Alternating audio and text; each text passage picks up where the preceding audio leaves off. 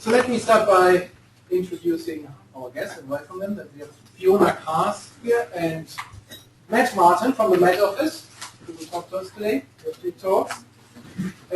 Fiona did her PhD studies at the University of East Anglia, looking at tracers in the water to understand the vertical mixing in oceans and in lakes.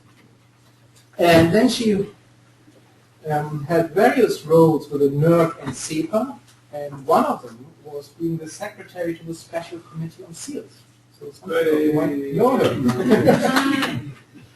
And about 2 years ago, she joined the Met Office and looks at new data sources and how they can be integrated into their models at the Met Office. Her talk will be about seals in foam, impact of marine mammal temperature and salinity data on ocean model fields. So I think we have to understand what kind of foam she means. So Matt will start today, and Matt completed his PhD in ocean data assimilation at the Department of Mathematics at the University of Reading, and then joined in 2000 the Met Office, where he now manages the ocean data assimilation. So Matt will start today by talking about the recent developments of the Forecast Ocean Assimilation Model, FOAM. And after each talk, we will have a couple of minutes to answer questions. Okay, thank you, Lars. So yes, I'm going to be just basically giving you an overview of the FOAM system, as Lars has described it, and the slides I'm going to show are from various people in the Met Office, particularly in the Ocean Forecasting Research and Development Group. So the outline of my talk, I'll have quite a few slides on the system itself, so what we actually employ, we do ocean forecasting at the Met Office and what that involves. I then have a few slides describing some assessments of some recent upgrades to the system that we made and that was made operational at the start of this year.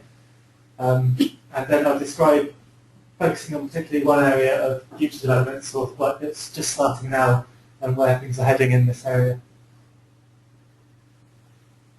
So, I've got a complicated schematic here trying to describe what our operational forecasting system does or consists of.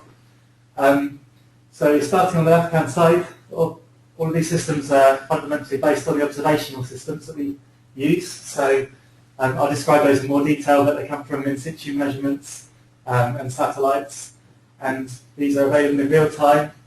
And in order to, before we can use them in our modelling system, we run them through an automatic quality control system, just to try and remove any bad observations. So once we've done that observation quality control, we then do, ignore, that was the wrong button. Was that the B button? That was the B one.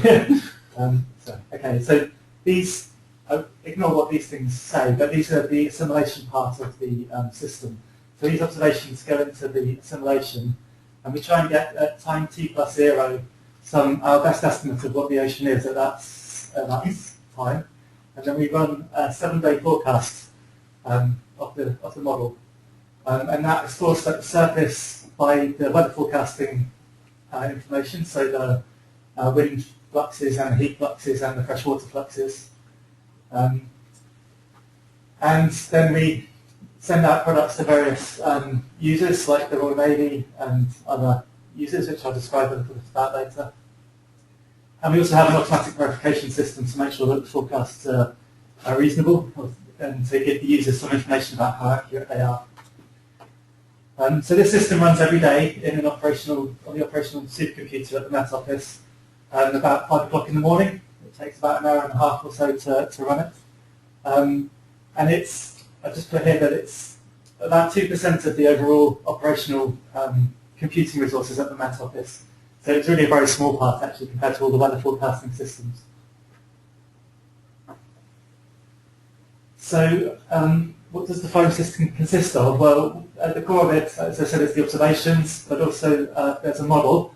And the ocean model we use is called NEMO, so that stands for Nucleus European Modelling of the Ocean. And it's a collaboration, the development of this model, by various groups, including the Met Office and the National Oceanography Centre and groups in France and Italy. So it's an ocean general circulation model, and we also couple it to a sea ice model called SICE, which is developed in the US, and has 5 thickness categories. So the model, the main outputs from the model are the 3-dimensional temperature, salinity, velocity fields, and also the sea surface height and various sea ice variables, including concentration, thickness, and velocity of the sea ice. And as I said before, so we use the fluxes at the surface from the Met Office weather forecasting system. And we run this in various configurations, which I'll describe in the next slide. But the bottom point here is that I wanted to say that this model is used for short-range forecasting in the foam system, but also we use it to do seasonal forecasting and decadal forecasting and even longer-range climate modelling. So it's used at all timescales, and that the fact that the same model is used on all the different timescales really gives us a lot of benefits, because we can, when we're comparing the model to observations in the operational system, we get an idea of what the errors in the model are, and that can really help to improve the climate modelling that's done at the Met Office.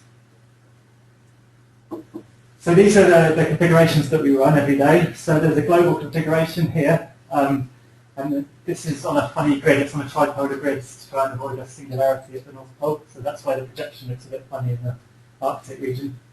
And then we use, in particular regions, we have higher resolution. So that global model has a 1/4 degree resolution. So we have a grid point every 1/4 degree in latitude and longitude, roughly. And then we have high resolution models in 3 basins which we're particularly interested in, so the North Atlantic, Mediterranean and Indian Ocean. And they take the lateral boundary conditions from the global model. And we also have models of the shelf seas, so where tides are important. So in the Northwest European shelf seas, we have a model at roughly 6 kilometre resolution. And we also have a model actually in the Persian Gulf, which I haven't shown here. And so the global model has 75 levels in the vertical. It has quite high resolution near the surface, about 1 metre in the top 10 metres, to try and represent diurnal variations in the near sea surface variables, particularly temperature. And these models have 50 vertical levels, but with similar near surface resolution. So you've got the observations in the model. I'll describe the observations in more detail next, but I wanted to say a little bit about the data assimilation, which is quite important for the short-range forecasting. I mean, the idea of data assimilation basically is to combine, what we'd like to do is have a best estimate of the state of the ocean at any one time, and also to produce a forecast. So the observations can't give us the full state, so they're only relatively sparse in time and space compared to the scales we want to estimate. And also they can't produce a forecast solely from observations, or not very easily. So the model can be used to effectively fill in the gaps in time and space and to provide a forecast. And data assimilation is the way in which we combine the observations and model to do that, taking into account their errors.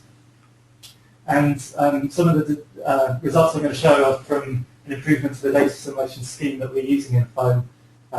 For people that know about such things, it's called a 3D class scheme. So just got one slide on this. Don't need to focus too much on the equation, but the scheme's called NEMO bar, so it's designed to work with the NEMO model, and it's a variational data assimilation scheme. So the idea is basically that we have the ocean state vector, which is x, and a set of observations, y, and we want to combine those 2 pieces of information and weight them by their respective errors. So that's the core of what the data assimilation problem is, and the way we do that is by minimizing this cost function here. So some of the key features of the scheme are, so the sorts of data that we're assimilating are temperature, salinity, sea surface height, and sea ice concentration. For some data types, we have to do a bias correction to remove biases before we assimilate the data, particularly for satellite SSD data and satellite altimeter data. The way we model background error covariances to spread observational information into the model is done using a diffusion operator, which is quite an efficient way of doing that, because it's quite an expensive operation computationally. And information from one variable can affect another variable. So if we have observations of just temperature, we can make corrections to salinity through balance relationships. And we also can based on temperature and salinity changes, calculate velocity changes, so we can adjust the currents based on all this information as well through various dynamical relationships like hydrostatic and geostrophic balance. So on to the observations. So these are the satellite data types that we assimilate, and this is just showing some examples of the coverage we get. So this is 10 days worth of altimeter sea surface height data at the start of this month that we get. So there's various satellites contributing to this. And this is very useful data. It gives us lots of information about mesoscale structures of the ocean, particularly the eddies, so you can see like in the Gulf Stream or the Agulhas region, lots of features there. And although it just measures the surface, it gives you information about the subsurface density structure of the ocean, which is very useful. We have satellite SST data, and that's just 1 day's worth of data, so that's our most abundant source of data. You get something like 6 million observations a day, although we actually reduce the number that we assimilate into the system. And we project the SST information throughout the mix there, just to try and make sure that it's consistent with the background model information. We also assimilate this sea ice concentration data, so that's 1 day's worth of data. For the in situ data types, we have SST data from ships and surface drifters and some buoys. And so that's 1 day's worth of data again. It's quite good coverage for the surface. And then for the subsurface data, this is temperature and salinity. You can see for 10 days, we get reasonable coverage with the Argo data. Particular regions at the moment being sampled very well, like just here, this is the Spurs campaign where they're trying to calibrate the new satellite salinity measurements that are being made. So you can see a large amount of salinity data particularly there. But you can see in the Southern Ocean, I guess, that it's relatively sparse, so that's where the marine mammal data can come in quite useful, and in the high northern latitudes as well. And this bottom right plot here is just to illustrate the sorts of evolution over time that we get from the profile data sets. So when we're running reanalysis over long periods of time, you can see that the observational sampling is really not constant in time, so we need to try and make sure that our systems are quite consistent despite this change in the observing system. Particularly when Argo comes in, you can see a really large increase in the observing system. So what's this phone used for? Well, historically the Royal Navy have been the main funders of the development of the system, and they want the ocean information for various applications, including the sonar propagation applications. Within the Met Office, there's also great interest for initializing seasonal forecasts. The ocean provides a lot of the forecast skill for seasonal forecasts because it has quite a long memory compared to the atmosphere. So that's one useful application of this. Over the last few years, we've also received a lot of funding from a European project called MyOcean, which is aiming to release a lot of the data make it freely available from a number of ocean forecasting systems around Europe. So if anyone wants to access any model data, then you go to this website and you can fill in a form and for particular variables or particular regions and so on, and you can access the data. For the surface currents, there's a number of applications such as ship routing, so trying to improve the use of the routes of ships. When there's oil spills or for search and rescue applications, it's obviously useful to have information about the surface currents to try and look at where things are going in the ocean. There's interest from the oil and gas industry because when they're drilling in deeper water, they're quite interested to know what the currents are like to design the structures that they have.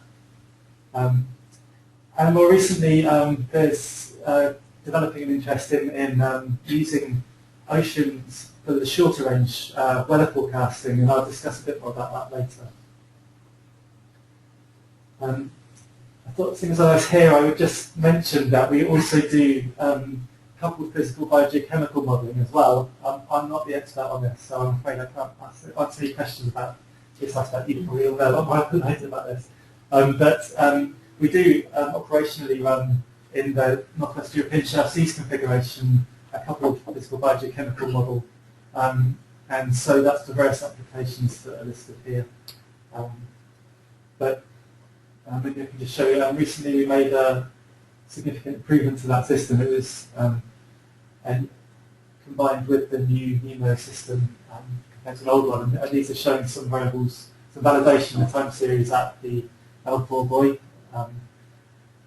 So the black line here is the new system, and the red dots are the observations, and the blue line is the old system that we had. So the old system was not doing a very good job, but the new system is really matching the observations much better at this location. Okay, so I just wanted to show a few slides on how good the system is effectively. So these are results from a recent upgrade to the system that we made, and the main upgrade was to do with the data assimilation. So in order to assess that, we ran a 2-year basically reanalysis for the period December 2010 to November 2012, although I think most of the results are just from the first year of that.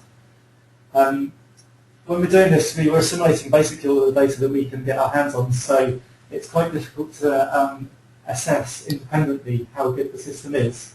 One of the methods we use to do that is to compare the model to the observations that we will assimilate, but before they've been assimilated. So they're kind of pseudo-independent. I mean, we will have assimilated similar observations on previous days. For instance, with the Argo data, we will have assimilated the data 10 days before from the same float. But it's pseudo-independent, so that's one way we can use to assess the model.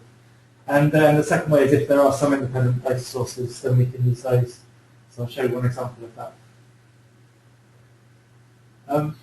So these are showing the areas for the surface variables. So on the right here we've got time series for 1 year for sea surface temperature, sea surface height and sea ice concentration. And the solid lines are time series of the RMS errors compared to those data types, and the dashed lines are the mean errors globally. And on the left-hand side here is the equivalent spatial pattern averaged over that year. So you can see what the spatial structures of the errors look like. And the grey line here is the old system, and the black line is the new one. So, for instance, for SST, we have really a very big improvement from this new data assimilation scheme. So now, globally, the sort of standard deviation of the errors is roughly 0.4 degrees. But that's effectively a 1-day forecast error. And you can see in some regions the errors are much larger than in others. So in the Gulf Stream region, they're over 1 degree, whereas in some regions they're really quite small. And then for sea surface height, you can see that things are improving gradually throughout the year. There's some aspects of the scheme which take a long time to spin up, so that's why that happens. But again, the new system is doing quite well. About 7 centimeters standard deviation error, and again you can see larger errors in the highly variable regions like the ACC and the western boundary current regions. And the sea ice, again, significant improvements from the new system. And most of the errors, you can't really see that very easily from this slide here, but most of the errors in sea ice are around the ice edge. It's a metric split.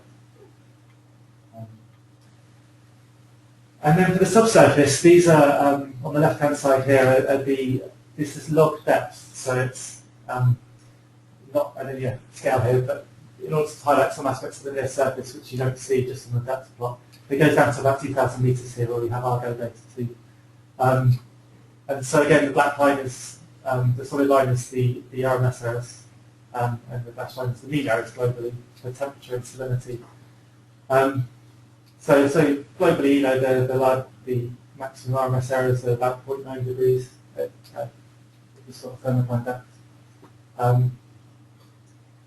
And its salinity, so for temperature you can see that the errors decrease as you get near the surface, and that's because of the large amounts of satellite temperature data that we have. Whereas for salinity, there's no equivalent that we assimilate, so the errors just increase. And obviously there's quite large errors in our freshwater fluxes at the surface from the weather forecasting system doesn't get all the rain in the right place and so on. So, okay. And then, so just to show an example of comparing the system to some independent data, this is an animation of, in the Kurishia current region of Japan, the background field here is the sea surface height field, and you expect the currents to be, if you assume geostrophic balance, to be going around the contours of the sea surface height, and the black dots overlaid are the surface drifters positions. So this is just for roughly a month period, a 3-week period. So hopefully you can sort of, as you look, you can see that some of the drifters do match up quite well with the fronts and the boundary currents, and you can see some eddies which the drifters are going around, and they seem to match up reasonably well with the model. And we do calculate sort of more statistical comparisons than this, but I just thought it'd be interesting to show you the animation. Okay, and lastly, it was just these are monthly mean snapshots of sea surface height, sea surface temperature, and the surface currents from the new system, and then from some independent data sources or pseudo-independent data sources. And this is in the Gillis region. So you can see that the new system is matching up quite well in a lot of the features with the observations compared to our old system. So this is an analysis, and so the new data assimilation scheme is really constraining the mesoscale structures much better. And the bottom three plots are showing the equivalent from a model-only run. So you can see that without the data assimilation, the model, it can get roughly the right sort of statistical properties of the ocean, but it can't get the features in the right place. So that's what the data assimilation is really useful for.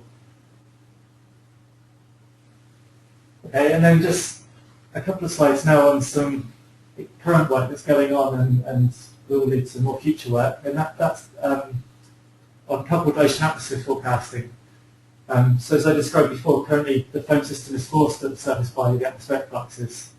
And in turn, the weather forecasting system, the numerical weather prediction system, it just uses observed sea surface temperatures and persists them into the forecast in order for the atmospheric system to run.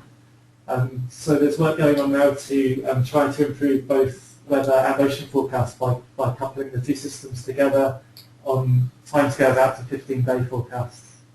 And the sorts of things we're expecting this to improve are things where coupling is important, such as hurricanes, the monsoon, coastal things like sea fogs, and the mud-induced Julian oscillation. So there's a number of things which this is expected to improve. There's also been work by the Canadian groups to look at sea ice, sea interactions, and that's also an area where coupled models have been shown to provide quite big improvements. So I don't want to go into too much detail, but just to say that we're running some tests now with a coupled system which includes atmosphere, land surface, ocean and sea ice. And these systems are all coupled every hour. And there's been some investigations to look at the impacts of doing that. So this is just some examples of the impact on the areas in the weather forecast, in particular variables in particular regions. So these bottom plots are showing RMS errors as a function of forecast lead time, so that's 15 days, and this is the height errors at 500 hectopascals in the atmosphere in the December, January, February season, and the red line is the couple model, and the blue line is the atmospheric only forecast with persisted SSTs underneath it. So you can see that the forecast errors are growing less quickly when you do the couple model. This is in the tropics particularly. And then this is the temperature near the surface, 925 hectopascals in June, July, August. And again, throughout the forecast range, more or less, you see improvements in the forecast. These are the bias plots, and actually 0 is up at the top here, so the red is reduced, the bias is reduced here.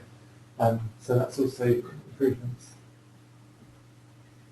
And so that was on the atmosphere, and then on the ocean side of things, we also get improvements from the coupling. So here, this red line is the couple model, and the green line is a forced ocean one, and this is for sea surface temperature in the tropics. So again, the errors are being reduced by doing the coupling. So it does look like this is a promising development to the system for both ocean and atmosphere. And there's lots of technical work going on to try and get systems which, particularly for the data assimilation part of this, because we need to initialize both the ocean and the atmosphere at the same time in order to be able to produce these forecasts operationally. So there's lots of technical work going on to try and develop that. Okay, to summarise then, so I've tried to give you a brief overview of the foam system, which produces analyses and 7-day forecasts every day of the ocean, and got various scales of models going from the global to basin scale and down to regional scales. And we also run these coupled physical biogeochemical models and for the European shelf seas. And there are some, there's a more experimental coupled physical biogeochemical ocean model being run globally as well, with a more simple biogeochemical model in it. So that development's going on as well. And I've tried to just give you a flavour of some of the results from recent improvements to the data assimilation scheme and some assessments of the system, and just showing some new work that's going on to develop coupled ocean atmosphere forecasts for the short range. These sorts of forecasts have been running for seasonal scales for a long time, but not for the short range forecasts. So I'll leave it there. Thank you.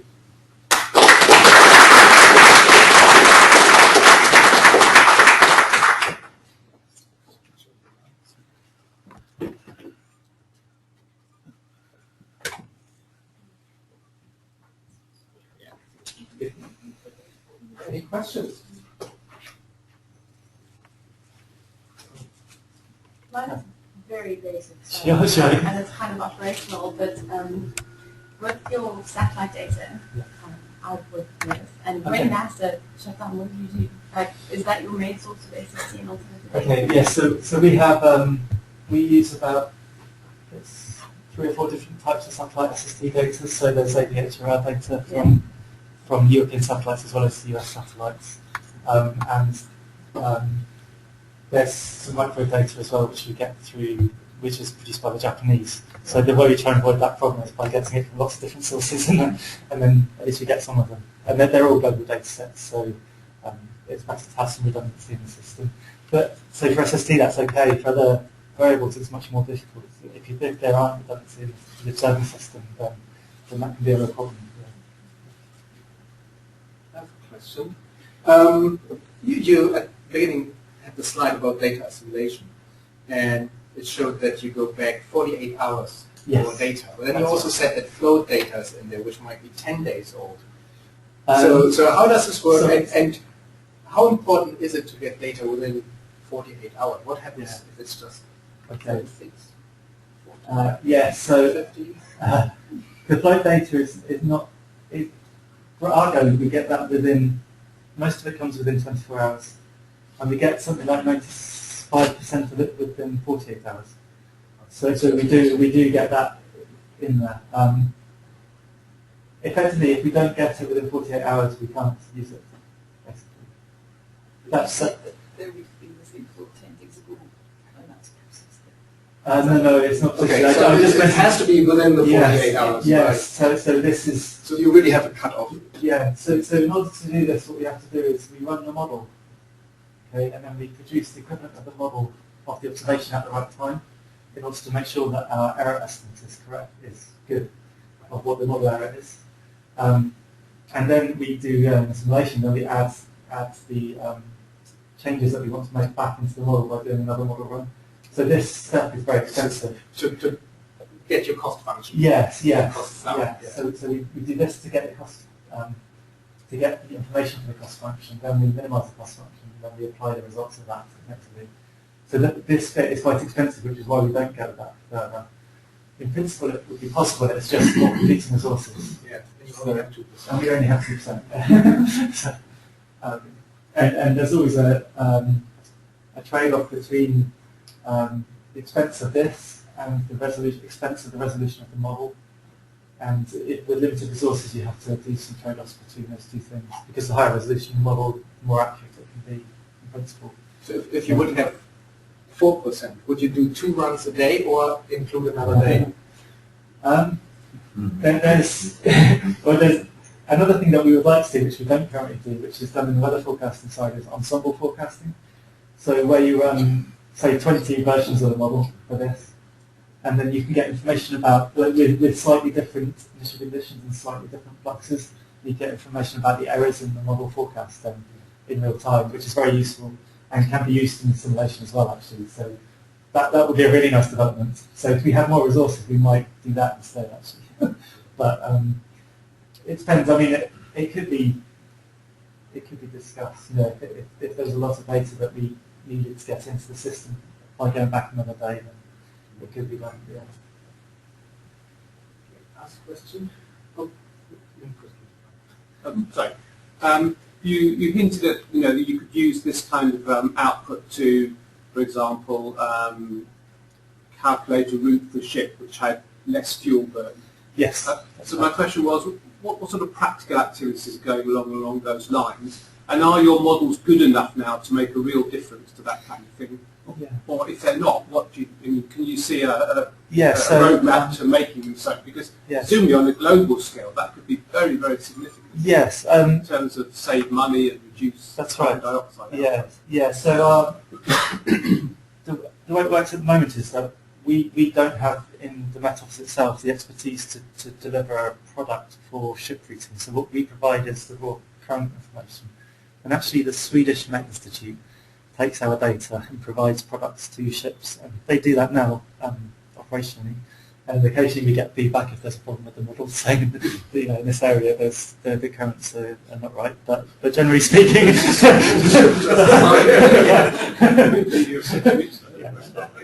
never been quite that bad yet. But yes, but the products are used commercially for that purpose. Yes, now have been for a couple of years. So let's move on. Thank you very much.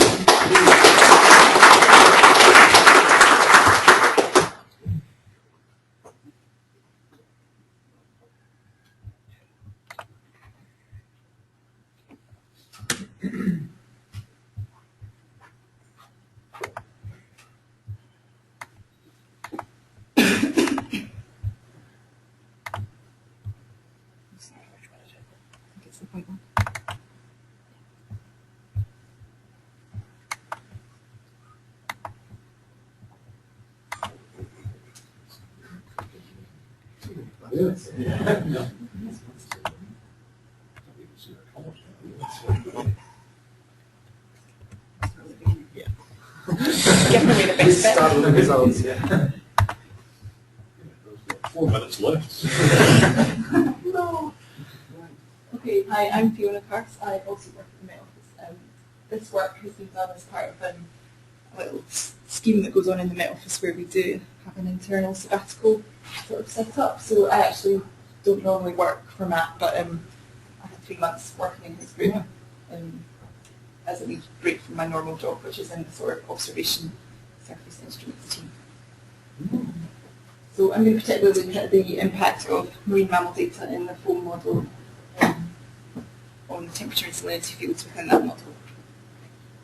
So the structure of the talk is that there will be an introduction, and I'll talk a little bit about the observations, which will include the CTV sensor and the platforms, which is a little bit scary, so if I get it wrong, I'm sorry. It's like talking about coal in Newcastle, I suppose. And I'll tell you about the hindcast experiments I've done with the model and the results and conclusions. So as far as I'm aware, seal tagging kind of started in 2001 as a sort of joint venture between physical oceanographers and animal ecologists who could learn lots of things together using these instruments. It has particular benefits in high latitudes, and it has some potential to fill gaps in the Argo network. So this is a map of year 2011, all the Argo profiles in that year that were obtained. This is from the World Ocean Database. So the red ones are more than 20 casts in a 1 degree by 1 degree probably. So you can see that there are big gaps in the Southern Ocean, and in this particular year we had some seals filling these gaps around the Ross Sea, the Weddell Sea, and near the Kerguelen Islands. Argo network, this is an Argo float just before it gets chucked in the water. There's about 3,000 of them floating around the world oceans between 60 north and 60 south. They kind of work in the same way as a seal, but they don't have their own brain. So they basically make a profile every day. It's a rising profile from 2,000 metres up to the surface. They sit to the surface, send off the data, and then go back down, do it all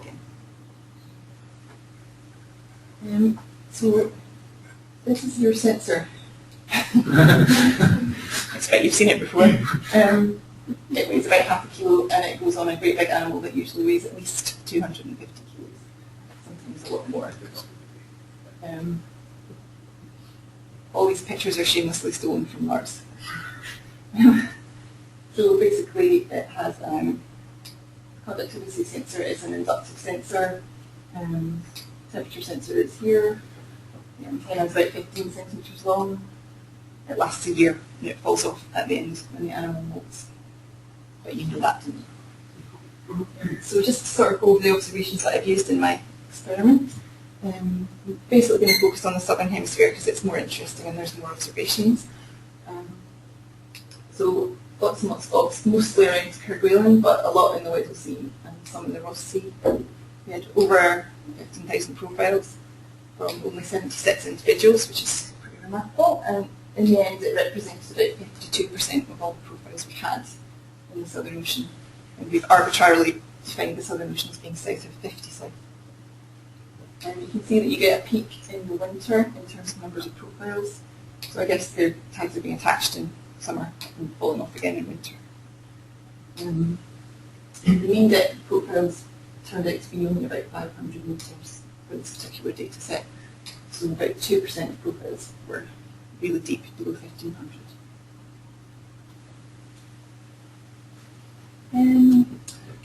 So this is also stuff that you're already doing. So you get a profile as the seal swims back to the surface. It'll have 17 points in it usually, split across 4 messages in the CTD logger. These messages are randomly selected from the previous 3 to 5 days and sent off through the Argos system. So sort of statistically, there's a good chance that quite a lot of the data will be outside our 48-hour validity window. So as I understand it, you need at least 160 seconds to send 4 messages via Argos because there's a 45-second delay between each message. I read in one of Lars's papers that an average elegant seal surface time is only 130 seconds, so just over 2 minutes. So chances are you're not going to get all your 4 messages off. And in fact, Lars looked at some data from 2004 and found that less than 25% of surfacings gave the full 4 messages. I also understand that you need all 4 messages to get an accurate position.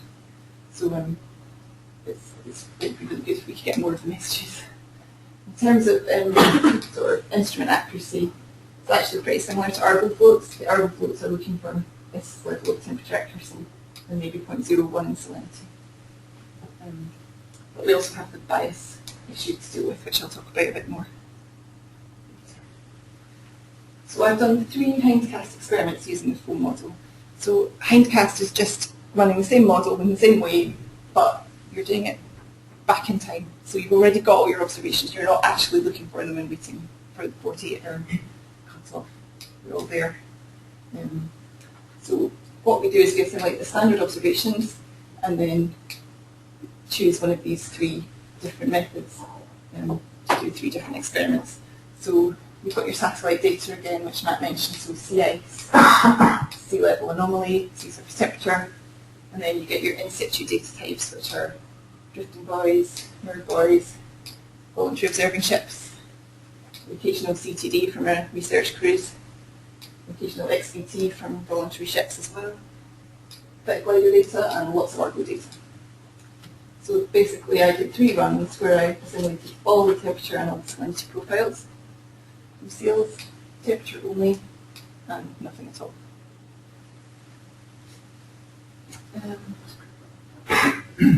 So Matt talked about the data assimilation process, so I don't want to talk too much about it, but I'll just sort of re-emphasise the sort of purpose of it, which is to modify the model fields to bring them closer to the truth. We don't bring them completely. We don't bring the model to be exactly the same as observations because that wouldn't make sense because we know that there are errors in the observations, and also we need to keep sort of temperature, salinity and all the other model fields sort of dynamically consistent within the model. So after data assimilation you'll get 2 outputs. You'll get a model background, which is when you've run the model for a day without the data assimilation, and then you'll get an analysis, which is when you rerun it having put in the data assimilation. sort of nudged it closer to the truth. I'm not going to talk about that. So again, you get two types of results. You'll get observations compared to the background statistics. These are kind of profile plots of the percentages and numbers and a little bit dry. And then you get model analysis fields, which are like nice, pretty maps and sections. So I'll try and focus on the maps and sections. So my first result is that salinity seems to be biased high. So this is a map. You get a date for September 2011. Each daily model analysis field has been averaged into one map, just to make the pattern a little bit clearer. And so this is 108 meters depth. And it's the difference between the model output when I assimilated seal temperature and salinity from the one where I assimilated no seals at all. And so the scale's going from like plus 0.4 to minus 0.4. So basically, all these dots here, the redder the dot, the more recent the observation. And wherever there are seals, there is a salty patch. So you're basically getting very saline water here in the upper Whalen and here in the Weddell Sea, suggesting that it's possible that the seals are measuring salinity too high. Just a little animation. So the main thing, this is again salinity at 108 meters depth, and it just shows the same monthly average differences between the two runs, cycling between, well, just through 2011 basically. You can see the observations building up. You can see the overly saltiness building up over time. And this is also the sea ice extent at the same time. So ice is building out towards Kerguelen at the same time as the water gets a bit too salty. But it's possible that this is real. It's possible that the seals are genuinely measuring really saline water and we just didn't know it was there. So we have to try and look at it a different way, and this is where these observations minus background statistics come in. So I picked on a particular region, which is this little yellow box here, expanded out here, because there is both the blue triangles are Argo floats and the black are seals, and there's some overlap. This is for the whole year of 2011, so they might not overlap exactly in time as well as in space, but it's as good as we've got really. What would be really great would be if someone had been on a research cruise around here and suddenly published a load of independent data that we could compare, but we just don't have it. So we're kind of caught trying to use what we've got really. So for every observation in this box, in 3D as well, so into the water column, we've got an observation value and we've got a model background value. And we can use those to come up with some statistics. So this is the boring graphs. So basically what we've done here is look at the left-hand plot first. We've made a profile and we're comparing the observations to the background. So the black lines are the model ones with no seals assimilated. The green lines are where temperature and salinity are assimilated. Solid lines are the root mean square differences of all the obs minus background. And the dashed lines are bias, which is just the mean difference. So initially we thought, brilliant, it's made a 29% improvement in the RMS. That is like astounding. But it's not really real because what you're doing is comparing stats when basically you would expect the seal data to make the statistics look better because there's so much of it. So what we did then was just looked at the so we did obs minus background again, but for Argo obs only. So the seals have still been assimilated, but we're not using that data in the statistics. And you can see a reversal of the pattern. So basically now the green line is showing a worse error, a larger error. And it's this reversal of the pattern that kind of confirms that we think the salinity data is biased. And again, if you do the same but use the seal obs only, you get an even more ridiculous improvement of nearly 40%, which is just not that likely really. But we kind of knew this. In Lars's paper there's stuff about the object in field effect. So you've got your conductivity sensor, switch it on and it creates a field around itself. Then you put it on a seal's head and that obstructs the field. So yeah. but Lars was thinking it was sort of an order of 0.1 effect. These are some lab results from testing showing that in various different configurations you can get an effect of up to 0.4 of the salinity unit, which is quite a lot for like oceanographic purposes, and can really mess things up, I guess. However, we do believe it to be constant per seal, and it can be corrected if you've got enough time, but it can't be corrected within 48 hours, which is what we really like. So my first conclusion then is that the salinity seems to be biased high by up to 0.4 PSU. The other problem with this is that if the salinity is biased because of that horrible equation that Matt showed, there's a temperature salinity balance operator somewhere buried in that mathematics. So basically if your salinity is bad, it can also make your temperature worse as well, even if the temperature data is actually quite good, due to the way that the errors are balanced off. So our current recommendation is to exclude the mammal salinity profiles from data assimilation into foam for the operational system. So subsequent results are showing what we think is good about just assimilating temperature only. So for my last experiment, I assimilated temperature only and left out all the salinity data.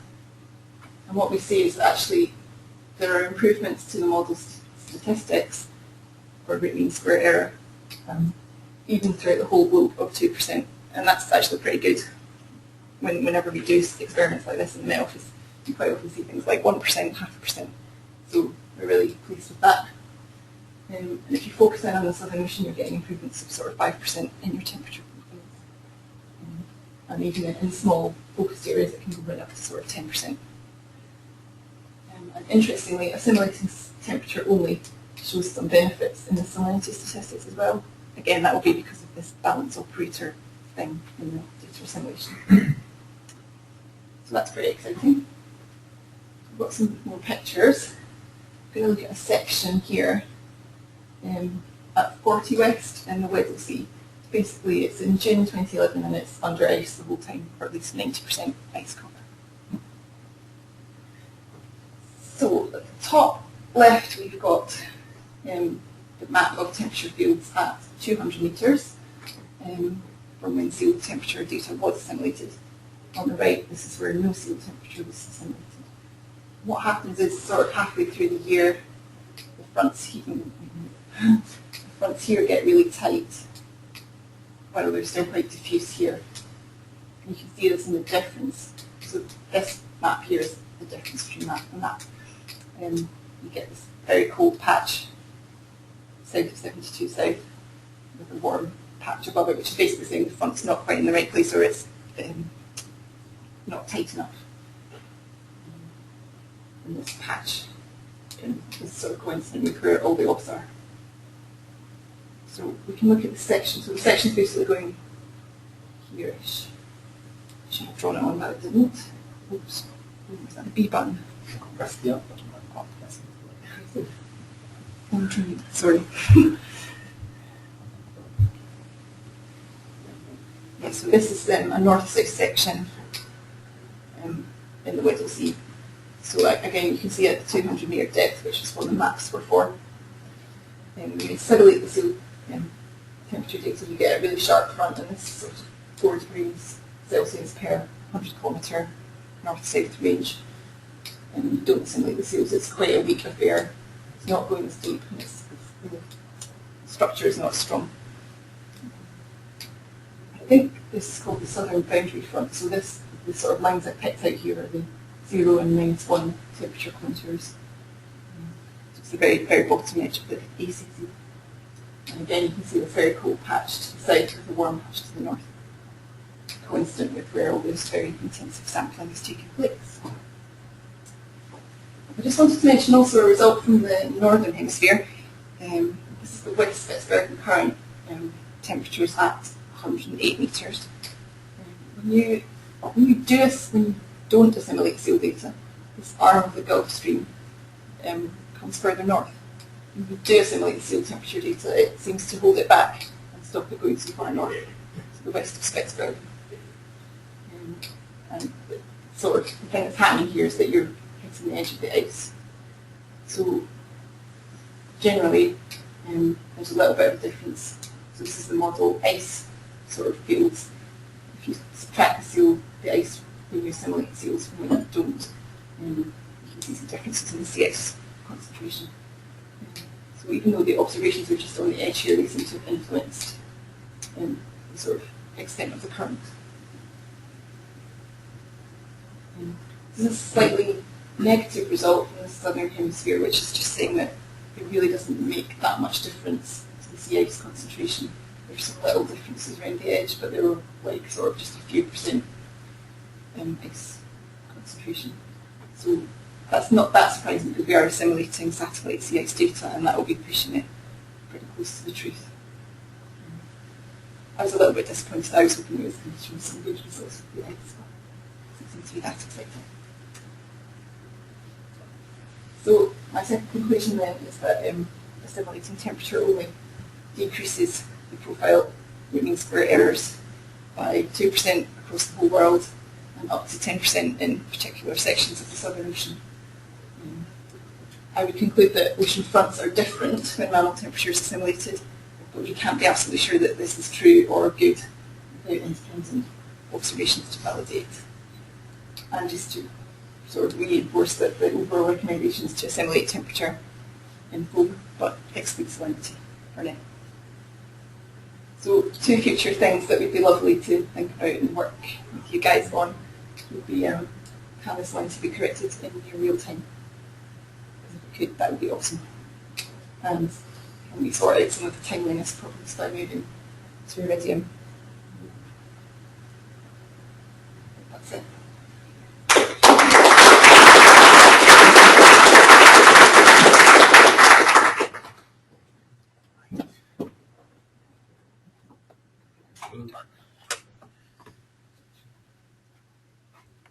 That's my own photo.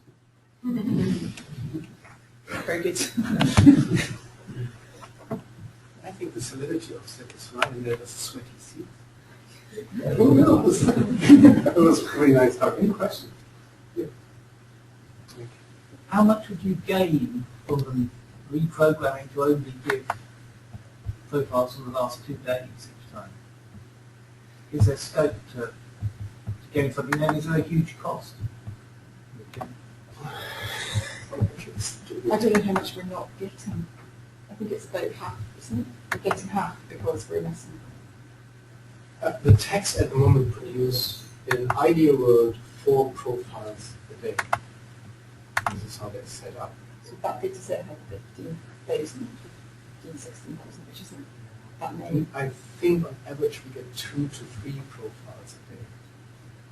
So you could change the buffer and force it to send more recent data, but then you would get less profiles a day. But there's no use of the rules. The video is no use. Well, no use. They're no use. Yeah. So the phone would be happy, but the oceanographer who wants to have more data, they would be unhappy. But also, foam is only one part of the analysis. There's other people doing more climate type studies who still would love to have the data. So you know when you've got, or when your transmissions happen, so you could look at how much you would get by shunting it across and see how much it would be there. Because if you gained a lot, then it might be worth upsetting the oceanographer. I think at the moment there is a just calculating function in it to send recent data more often than older. Set to 3 days instead of 2 days. Yeah. Even You said it to 3 days. 2 days. I would guess. We got something. You said it to 2 days. It's a real trade-off, isn't it, to help operational oceanography, which really needs data within 2 days, or to get more data, but we don't care if it's a week old. Not so much that you get more, you just smooth out the chance that you get what you do get for a longer time. So there's bad weather or something else influencing the chance that the transmissions get through. If you only send stuff immediately after it's happened, that is likely some of that will get lost. Yeah. If you spread it over a longer time, even out the chance that you get more. Yeah. But it's still, as it is now, it's a lot more than half. So it's still great. Yeah, well, I was just wondering, like, in terms of where the seals go, obviously they only want to go where it's appropriate, like in terms of environment and appropriate for them. And I was wondering kind of how that kind of affects your stuff, that they're kind of going to a certain area where the temperature is going to be appropriate for them, and they kind of might not go to a certain other area where you've got no data, and if you're kind of smoothing across the whole, I don't really know much about temperature. I was just wondering if that's kind of issue. Well, I'm not quite sure how far it's smoothing the data simulation smooths it. Okay. But geographically, is it? It's about 25 kilometres at most altitudes. Okay, so it's not massive. But you were talking about that you have to be careful that sometimes your results are so biased because there's so much of this data, of sea data, so you have to take that into account. It's not like overwhelming your model. If you have one place where you have like 5,000 seal profiles. I mean, that's something that I didn't consider actually, was whether we should have sampled it. In the same way as the SST gets subsampled, or just the superlogs or whatever. To daily variance or something. Yeah. Did you get any feeling for the variation between seal data? Did you look very much at Individuals. black box effectively? And that could be a really useful thing to do, because Fiona mentioned that in the data simulation process what we want to do is take into account errors in the observations, but one thing which we sort of assign as an error is just the fact that the observations are measuring scales which the model can't represent. So having lots and lots of profiles within a model grid box is very useful for assessing that. So that could be a really good use of the data. Was this bias more apparent at the end of the deployment on an animal? So was it an aging effect, whether it's corrosion, biofouling, or just general time? I don't know. Were they more reliable? Was there less of a bias at the start? Everything was clean, calibrated. Well, the individual text over time series, we had a reference at the end, at the beginning, hopefully. It seems to be constant. There doesn't seem to be howling or drift or anything. Or maybe the offset is so big that you can't see it. But I work with Argo flows, and you see if there's a drift. With the text, I don't. So that's good. It's just this offset. It's just wrong all the time, as opposed to. So much easier. Well, when I gave this practice this talk at the Met Office, somebody asked, could you calibrate it on the beach before you let the seal go? And Big tank. and that you need an awful big tank when you're a really big bucket. Is that possible? When the tank is on, you stay away from the sharp end. That was what most people thought. Yeah. But what you can do is, especially for the weather sea, for example, because you have a ship with a CTD to make a reference profile. So at least at the start, within a day and within 10 kilometers or so, you have a reference profile to look for this offset. And the offset is so big that I think you can relatively quickly decide by comparing the measurement to a climatology how big the offset is. So I think in real time you can pretty much correct the data in an automated system. There might be some ways we could use the model to assess the bias in the data as well. That would be. But then you need to really look at individual platforms. Yes. And have a blacklist or something like that. Not even a blacklist, but a sort of look up list of what's the offset and then use the data. The problem we've always had with that is that would change over time, which isn't normally very welcome when you're putting stuff into the real-time system. We were constantly updating the offset that we were applying. Like we got more information. Well, yeah, but if you do a comparison, I think, the foam one day will say 0.1, maybe a week later it will say 0.12. And you can't change the offset at that point anymore. Well, Would it help? I think it's better to have like 2 days, 3 days at the beginning, decide on the best guess at that point, and just keep that for the whole deployment. What would be interesting would be to just see, could you find the value, a constant across all the towns, they could just apply and say, it's wrong by 0.2. Subtract that from everything and see whether that gave you something that was then useful or not. But, or do you still have a problem that there's so much of it that it will just dominate it? I did wonder about trying that, and I thought about just logging off 0.1 or That's something. probably what we would do. But I sort of didn't have time. It's only 3 months time, I'm afraid. But and I think I did mention it to you, and you thought that it might be more different than that across individuals. Yeah. And it might just not help that much. Really good to look at the data and everything. Yeah. Great. Thank you very much.